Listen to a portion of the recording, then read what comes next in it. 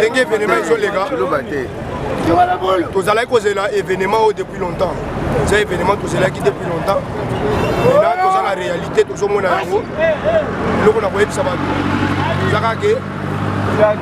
Toye awa pambate toye pour la lit papa oya sali. Ce qui est là tout comme le baboye. Droit d'expression de tous le baboye et ça pour la papa oya. Qualité pour l'état des droits pour la démocratie dans mboka oya. Ce to robeta masolo politique dans mboka oya. Donc ça rotanga comme Tshisekedi té. Donc politique tokoloba politique totangi comme Tshisekedi. C'est pour la cravate na kingo. On se reconnaître Tshisekedi. Cravate Tshisekedi. Le bac cravate papa ozo salayete. Donc c'est politique ya Congo ezala mutu na ye. Ya koloba ngwana. On a souvenir rebelle. Otoko koloba pona papa na biso. Docteur Etienne Tshisekedi wa Mulumba. Père asala makambo ebele abunda pona démocratie ezala na Congo. Père na biso pona etala lelo biso population na ba policier tokomo ndire ba master tozo solola tozo betana moto komi lokola ba master à travers papa na biso. Papa asala bola mo ebele. Ba master melozi ba beta bino bakazi. Ba constater biso to mona emilinga te. Na sente mililo bebe kama. To mona ki yango te soki ba lobi yango ezala ngo lokuta. Biso tomoni yango te. Biso papa Etienne Tshisekedi wa Mulumba asala makambo ebele. Lelo tozo la ta cravate. Mobuto boya to la ta cravate. Aboya to la ta ba veste. Mais lelo tozo la ta cravate, tozo la ta ba veste. Nyonso na nzela ya notre docteur Etienne Tshisekedi wa Mulumba. Est-ce que na kosi? OK, merci beaucoup. Natondi bino matono.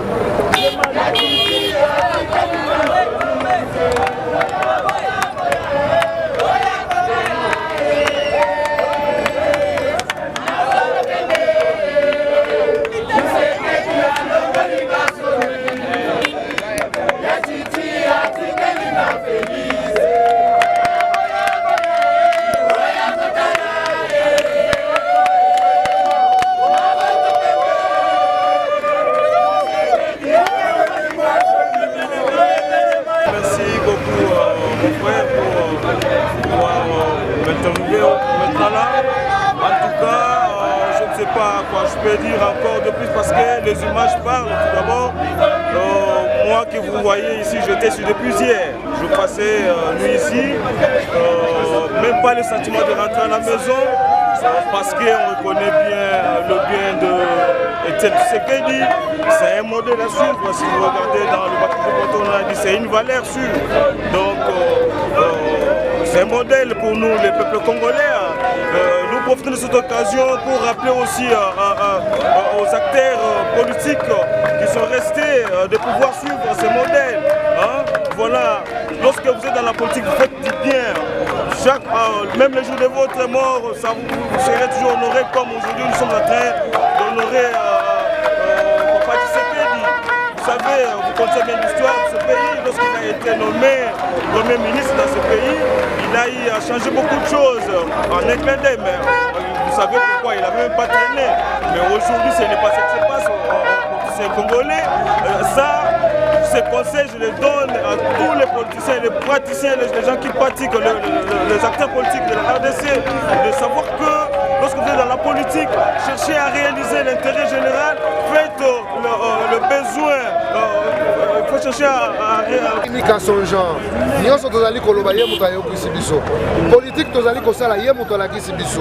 Nous sommes tous allés kotambola sur le plan politique ye muto la kisibiso. C'est pour vous dire que non, il est unique à son genre et il restera unique à son genre. Charisme ezali muto ayebi makambo azako sala. Azako tatolete.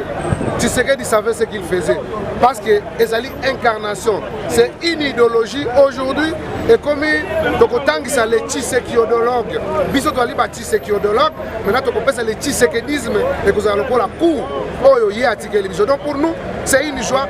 Comme un héros ne le plaire pas, nous allons festoyer Etienne Tshisekedi jusqu'à ce que oyo nous ambe apongisa pona ye ezali une mission unique oyo atikali et nous avons les seuls, le vrai héros national, c'est Etienne Tshisekedi wa Mulumba. Et puis attrapé par leur propre turpitude. Tant que Toloba qu'il fallait combattre anti-valeur, tous ces gens-là de la majorité à lobby, les lobbies changé ma discours, pas comme les pères de la démocratie. Mais vous avez oublié que nos corps n'ont sali 2 ans à Belgique, mais les lobbies comme on a sur ma veste. Je crois que non, tous les coups sont permis, tous les coups seront permis. Tokoti que la tout tente ba ko la sur ma veste inutile. Il y a pas mongo ba congolais ba iba pendant 17 ans sans rendement, sans quoi. Mais les lobes naïs de Bess comme lointain vis-à-vis na oyo incarna qui volonté na bango politique. Déterminé d'accompagner jusqu'au dernier demeure le père de la démocratie en République démocratique du Congo, le vrai et l'unique héros national de la République démocratique du Congo. Je cite Etienne Tshisekedi wa Mulumba. Oyo azali incarnation. Il y a Félix Tshisekedi azali alternative crédible. Il y a alternance dans Mboka Nabiso. Tout le monde est d'accord. Je crois que c'est la fête à travers la République et nous ne l'oublierons jamais. Donc au sein de la bande de policiers, armés, Tshisekedi a été toujours parmi son peuple et qui doivent nous laisser le temps de festoyer avec celui qui nous a montré. Donc nous sommes trop fiers. Attends qu'on soit là une semaine avec lui, pour nous ça sera toujours la fierté d'une longue lutte avec Kondima Tozaki Nango, les autres générations de Soukisi na Tshisekedi, Moko Moussou Azate, Kaka Babiso Eo, Tokotanga Tshisekedi, Tokoloba Tshisekedi, Tokolakisa Tshisekedi. Donc pour nous c'est une joie.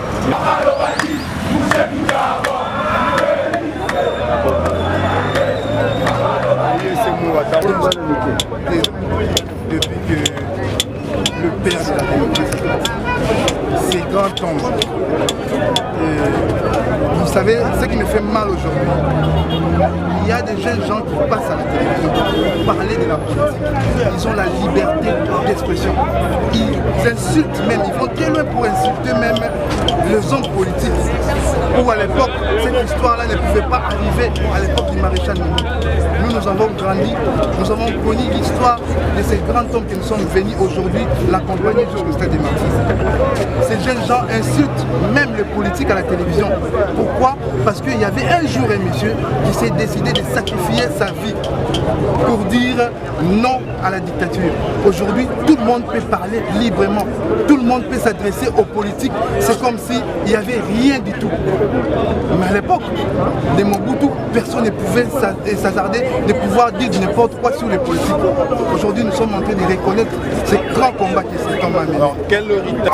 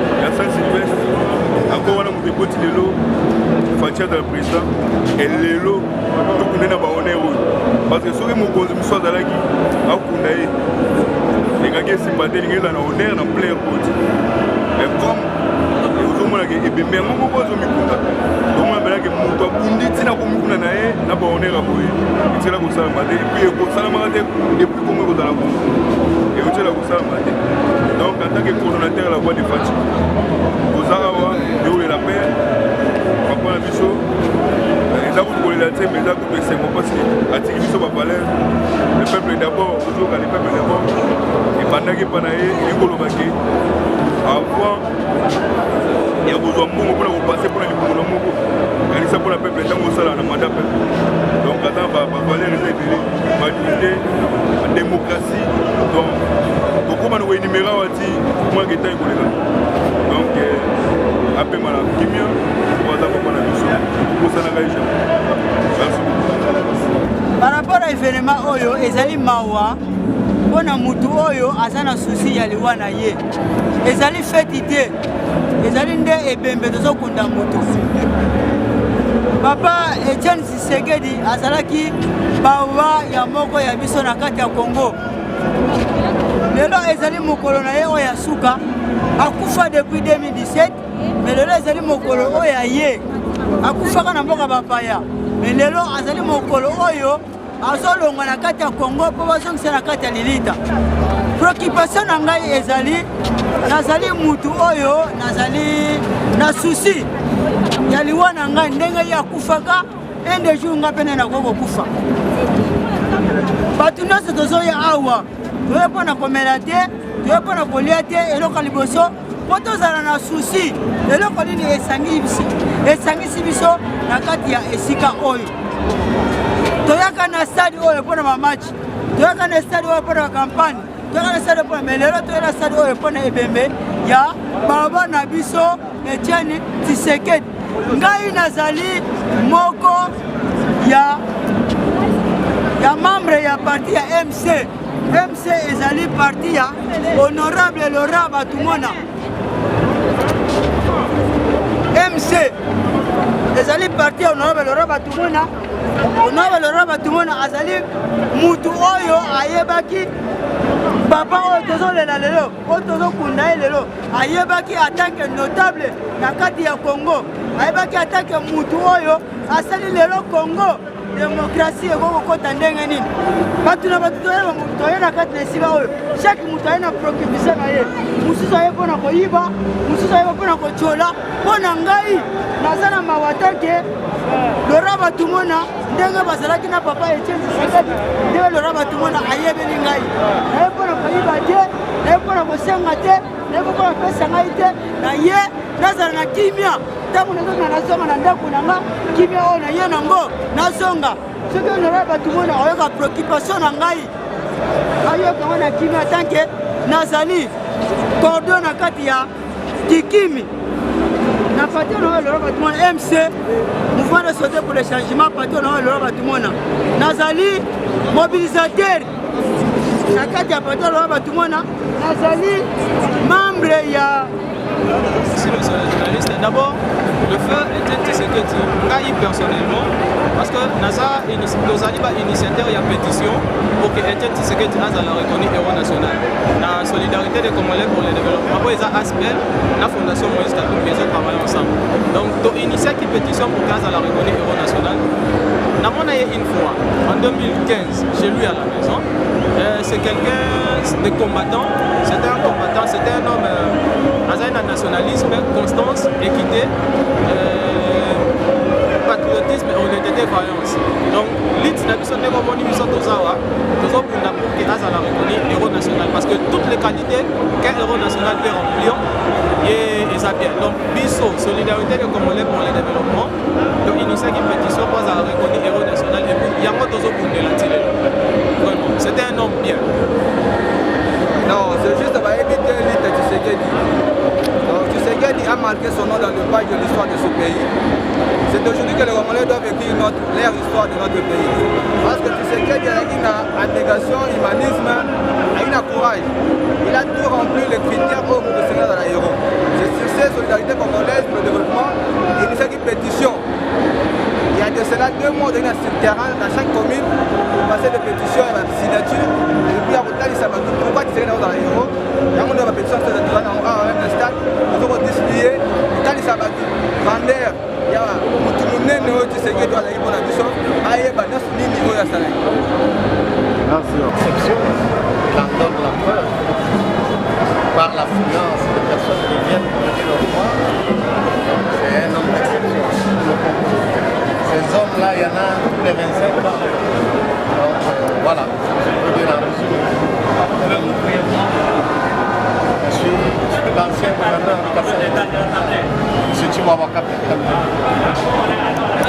naza na eselo mingi ndenge papa na biso Tshisekedi akundami na honneur oyo amemaka biso bakonzi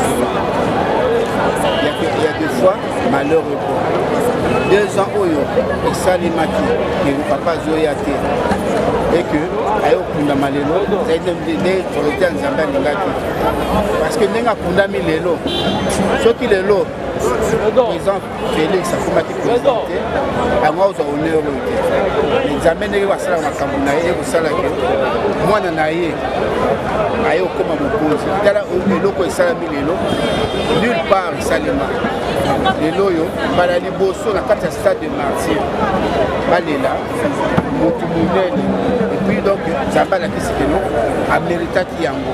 Mais donc polémique, est-ce que vraiment ils ont mérité le Front National? Non, journaliste. Oh, nous sommes à Sali, nous sommes vivants. Pour les conséquences. Donc, ma communauté est à moni pas si mille. Combien de fois Kangami? Ce qu'on t'a mis dans le livre, Oyo, dans le livre, la paix, c'est sur la hier. Donc, à moni pas si mille. Moutoumok à moni pas si pour la hier. Vous allez africains. Oyo esalami lelo otala moto ekola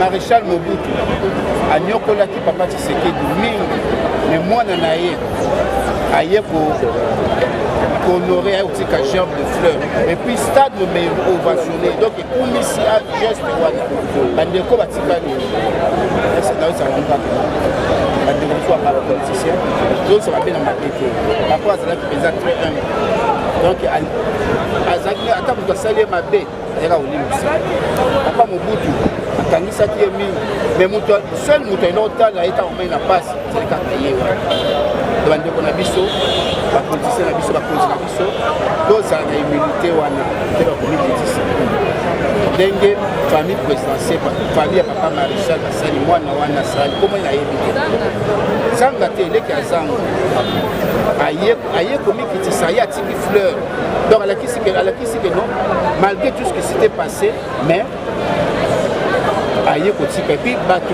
mokili mobimba ebeti maboko stade mobimba mpo balingi to bapardonne oyo papa na bango asalaki mpona papa Etienne. Jusqu'à la fin. Lui-même a dit on va combattre jusqu'à la fin et nous tenons à cela. C'était un homme juste et quand il vous dit quelque chose, ça reste identique, il ne change jamais. Questionnable mais réponse. Oui, c'est de voir que la démocratie a planté ses jalons en RDC. Aujourd'hui, la démocratie est irréversible. Ce schéma est irréversible. L'héritage, c'est l'éveil de conscience du Congolais et toute la population, c'est l'éveil de conscience. L'héritage, c'est la prise en charge. Parce qu'aujourd'hui, je crois que le peuple congolais est assez mûr. À partir du type congolais qu'on croise au coin de la rue, il est assez mûr pour appréhender tous les méandres politiques et être capable de réagir promptement quand il le faut. Je l'ai expérimenté dernièrement quand je suis descendu sur le terrain pour récolter les signatures de la pétition. J'ai vu la promptitude avec laquelle le peuple réagissait. J'ai senti que Tshisekedi n'avait pas semé dans le vide. Et aujourd'hui, le plus grand héritage, c'est de voir qu'il y a eu alternance au sommet de l'État. Donc nous quittons l'approche selon laquelle pour accéder aux institutions, donc au sommet des institutions, il fallait faire un coup d'État. Mais maintenant, là, il y a eu alternance pacifique, sans qu'il y ait coup d'État. C'est la première fois depuis notre accession à l'indépendance. Je crois qu'il a été pour beaucoup dans ce schéma-là. Et c'est ça pour moi. Alors le fait qu'il soit... C'est un mérite. C'est un mérite juste. Nous devons reconnaître que depuis notre accession à l'indépendance, il y a eu 2 temps forts dans la lutte pour l'émancipation du peuple ou des peuples. peu ou dans la fièvre de l'indépendance, Lumumba a marqué cette lutte-là. Parmi ses collègues, il a pris la tête d'une revendication avec une sévérité qui lui a valu la mort. Et par après, la dictature s'est installée, plusieurs dictatures se sont succédées. Et aujourd'hui, nous avons constaté que c'est avec l'action d'Étienne Tshisekedi, qui n'a prôné que la démocratie, qui est parvenu à faire comprendre au peuple congolais souverain primaire, au regard de l'article 5 de la Constitution actuelle, qu'il pouvait lui-même prendre en main son destin. Et c'est vers ce destin-là que le peuple s'est porté, tout en abandonnant tout le reste. Aujourd'hui, il y a eu alternance au sommet de l'État. Oui, c'est un deuxième moment fort. Il y a eu alternance au sommet de l'État. Il a mené ce combat. Nous l'avons suivi sans armes, s'il vous plaît. Et devant la force de la répression, il a fait comprendre que la volonté pouvait faire reculer les armes. La détermination pouvait faire résonner ceux qui, les détenteurs de l'ordre militaire. Et nous en sommes là. C'est un combat qu'il a mené. Le deuxième temps fort aujourd'hui est qu'il y a eu alternance au sommet de l'État. C'est sous son impulsion. Là, on ne peut pas nier, c'est lui qui était le chef de l'opposition. Et il a marqué l'opposition.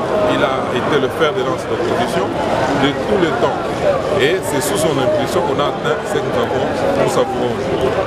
Et nous ne pouvons que dire merci au président de la République, son Excellence Félix Antoine Tshisekedi Tshilombo, d'avoir pensé le faire, parce qu'il se serait aussi gêné en disant écoutez, c'est mon père, les gens risquent de penser que comme c'est son père et tout ça. J'ai entendu des méchantes langues à côté de ce sens. Mais je crois que pour nous, les héritiers de Tshisekedi, nous attendions qu'il soit à l'évêque à ce moment-là, quel que soit le président qui serait au pouvoir. Merci.